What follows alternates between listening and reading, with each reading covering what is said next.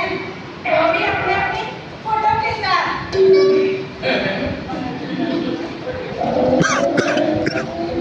जरा देखो तो। जरा देखती हो, पूरा जाने कुछ होने वाली भाई, एक से बढ़कर एक इतनी खूबसूरत है। इसके पिताजी क्या लिखते हैं सुनो तो। मेरी बेटी लाखों में एक है, रूपवती, गुणवती और मेरी समझ में नहीं आ रहा दुर्गा कि ये विज्ञापन में कैसे गड़बड़ हो गई। गड़बड़? अजी गड़बड़ तो इस मेरठ वाली ने कर दी है। देखो तो आवेदन पर बाप भाई या अपने किसी अभिभावक की मां तक का भेज देना, तो नहीं भेज दिया है आपके लिए। अच्छा पार्वती की लोग कई टीचर लोग कहेंगे सुनो ना, मैं 5,000 वेतन पाती हूँ, आपके 5,000 मिलाकर हमारा जीवन सुखपूर्ण कट जाएगा। अच्छा तुमने अखबार में अपना वेतन 5,000 लिखवाया, पूरे 2,000 का झूठ। दुर्गा मैं बिल्कुल सच कह रहा हूँ। अभी ये सब क्या हो रहा है मुझे समझ नहीं आ रहा। मैंने विज्ञापन को अब ना झूठ बोले ना कोई फायदा नहीं, तुम्हारा सारा षड्यंत्र प्रमाण सहित मेरे कब्जे में है।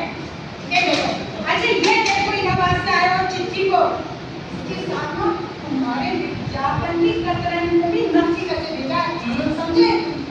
क्या लिखा है तुमने? काम लो किसी और। जरूरत है 5,000 रुपये मासिक वेतन पाने वाले संभाव्य स्कूल के एक योग्य उन्नतिशील 20 वर्ष है, 30 वर्षीय एक युवान 30 वर्षीय वर्ग की एक सुंदर पहली की कुमारी कन्या की जात पात का कोई बंधन नहीं, क्या बातें मदद होगी। पत्र व्यवहार के लिए पता बॉक्स नंबर 31,311 मार्फत नेशनल पत्रिका जी। जी ऐसे बढ़कर कौन तुम्हारी कन्या अपना तन मन धन अर्पण न करेगी। दुर्गा तो मेरी बात को विश्वास करो, ये विज्ञापन मेरा नहीं है, ये मेरे विज्ञापन नहीं है। सारी तलाई को जाने के बाद भी झूठ पर झूठ बोलते हैं, शर्म नहीं आती। विज्ञापन देखकर तुमने अपने बारे में उसका ब्यौरा दिया है ना, इसे पढ़कर लड़की वाले तुम्हारा दावा ठोक सकते हैं, समझे? अरे हाँ, ये तो जब पता चलेगा तब पता चलेगा। मैं तो उन्हें अभी आभार दे देती हूँ, 3 भर महोदय 5,000 नहीं 3,000 वेतन पाते हैं, पर वो तुम्हारे नहीं शादीशुदा है, समझे? उन सबके भागे ना इन चीजों में नीचे हो। अभी मैं इन सबको चिट्ठी लिख रही हूँ, तुम्हारा तो खाना है। अरे दुर्गा दुर्गा ये क्या कर रही हो? ये क्या पागलपन कर रही हो तुम? देखो मैं कह रहा हूँ कि पागलपन बिल्कुल करने की जरूरत नहीं है। क्या अजीब समस्या हो गई है, समझ में नहीं आता मेरी बात। तुम्हारी जो षड्यंत्र है ना, उनका जवाब मेरा पागलपन है, समझे?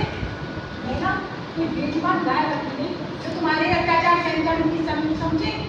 और सुनो, मेरे अंदर ना बदले की आग जल रही है, इतना याद रखना। मैं बता दे रही हूँ, अपने जीवन के साथ नहीं लाने दूंगी।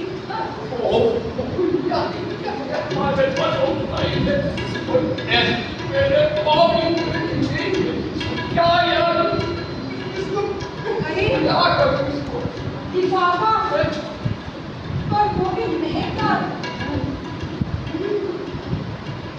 इसमें तो जरूर कोई प्रेम पत्र है।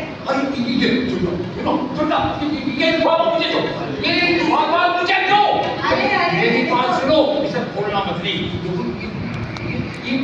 और क्या बात? इस पर ना मदन मोहन जी लिखा हुआ, समझे? अरे लिखे मेरे देखो ये किसी और की अमानत है। भगवान क्या उड़ने लगी है, चोरी पकड़ी गई है ना। बताओ बताओ ये शिकायत कब से चल रही है? मेरी बात मानो प्लीज मत बोलो दिमाग दिला रहा हूँ कि मेरा नहीं है, ये किसी और की अमानत है। सही सब किस दिखा रहे हैं लेकिन पता है ना इसमें क्या है मैं इसे खोल करके दुर्गा इसे खोल मत देना, बता दे रहा हूँ मैं छीन लूँ मैं इसको, बता दिया मैंने, शादी करने की कोशिश न करना, छीन लो। जो मेरा आगे उठना है कदम इसे छीनने के लिए बता दे पहले तुम्हें चाकू मारूंगी और मैं फिर भी मार दूंगी। ये क्या कर रही हो?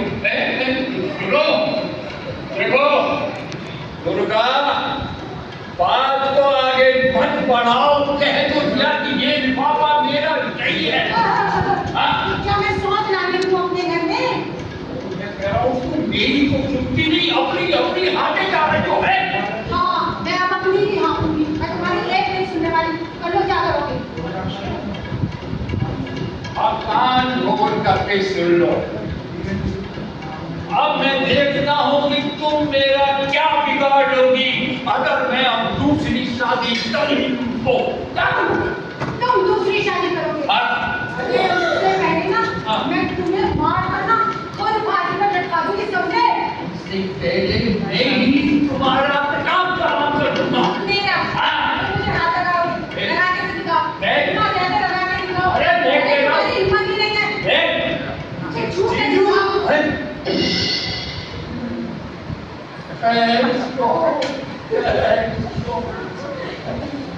देखो विशाल, विशाल यार तुम बिल्कुल ठीक समय पर आए हो। क्या अनर्थ करने के लिए जा रही है? इसको गलत फहमी हो गई है कि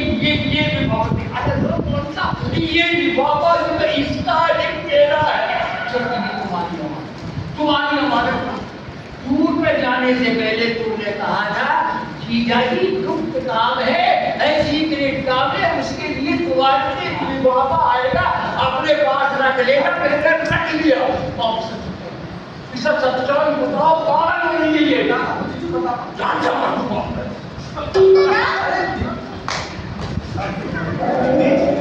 सच बोल रहे हैं। क्या कह रहे हो? हाँ ये पापा मैंने ही अपने पास रखने के लिए बोला था, ये मेरी फ्रेंड प्रिया का है। सुन लो, लेकिन इसका तो मदन मोहन जी लिखा है।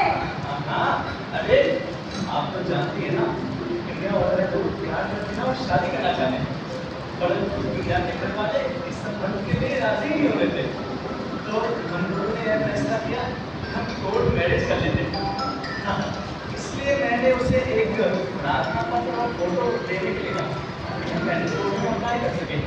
दीदी मुझे सरकारी काम से पर्चे बाहर डाला था और जब बाहर डाला तो और लड़कियों के फोटो प्रपोज बनाए होंगे। नहीं, मैं तो यहाँ अपने दफ्तर की गलती के लिए इनसे क्षमा मांगने आया हूँ। गलती? कौन सी गलती? बताओ जल्दी बताओ। टाइपिस्ट की भूल से बॉक्स नंबर में गड़बड़ी हो गई, जिसके कारण इनके पास किसी दूसरे की चिट्ठियाँ आ गई हैं। भगवान तेरा लाख लाख हाँ, इनका बॉक्स नंबर है 3111 और इनके पास चिट्ठी आ गई है बॉक्स नंबर 311। दुर्गा सुनिए, वो जो है ना 5 रुपये का नाम की फोटो वाला चिट्ठी मुझे वापिस करनी है। मैनेजर साहब ये तो चिट्ठियाँ फोटो और दूसरी बात मैनेजर साहब मैं आपका बहुत आभारी हूँ कि आप अपनी गलती को मानने के लिए स्वयं चलकर मेरे घर आए, बहुत आभारी। लेकिन मैनेजर साहब एक बात मुझे बताइए, आपने अपने दफ्तर के अंदर ऐसे नालायक टाइपिस्ट क्यों भर्ती कर रखे हैं? अरे आज उसकी एक गलती के कारण मेरे घर में न जाने क्या क्या नष्ट हो गया था। कैसे? कैसे? अरे मेरी बीवी समझ रही है कि मैं दूसरी शादी करने जा रहा हूँ। आपने जो आपकी नौकरी के लिए दिया था, हाँ इसके उत्तर में ये चिट्ठियाँ आई हैं। अरे ये वैसे टाइपिस्ट को मैंने बर्खास्त कर दिया है। ठीक किया। आप चाहें तो 5000 महीने के वेतन पर दफ्तर में आ सकते हैं। एक बात और अरे 5000 महीने के वेतन पर दफ्तर में आ सकते हैं।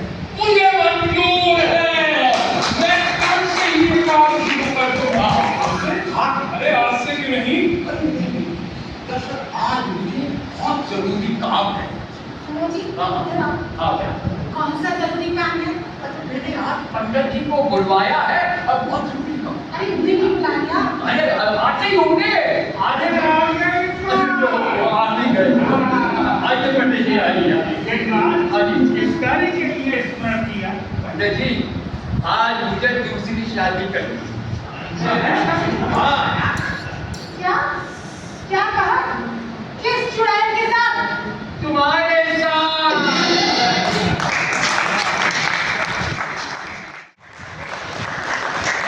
और पंडित जी को बने हुए थे बंशीधर चतुर्वेदी उर्फ हसमुख चतुर्वेदी कवि साहब। और पोस्टमैन की भूमिका में थे सागर शर्मा, नहीं सॉरी उज्जवल पोस्टमैन की भूमिका में थे उज्जवल सिंह। और जो इनके साले साहब की भूमिका निभा रहे थे वो थे सागर शर्मा। बैंक मैनेजर सक्षम वत्स, रूप सज्जा विनोद कुमार बेचैन, मंच व्यवस्था बीबी शर्मा जी आ जाए, ध्वनि और प्रकाश इस देख रहे थे संभव। और मुझे नजर नहीं आए हमारे नाट्य नियंत्रक जो थे हमारे बड़े भाई सुरेंद्र शर्मा जी, पता नहीं शायद आ नहीं पाई किसी वजह से तो हो रहे। ये हमारी एक छोटी सी प्रस्तुति थी, दूसरी शादी।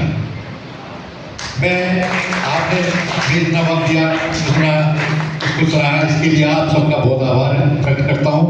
और आज के कार्यक्रम के जो हमारे अध्यक्ष हैं मैं उनसे निवेदन करता हूँ कि वो अपने कुछ शब्दों से आशीर्वचनों से हमारे कलाकारों को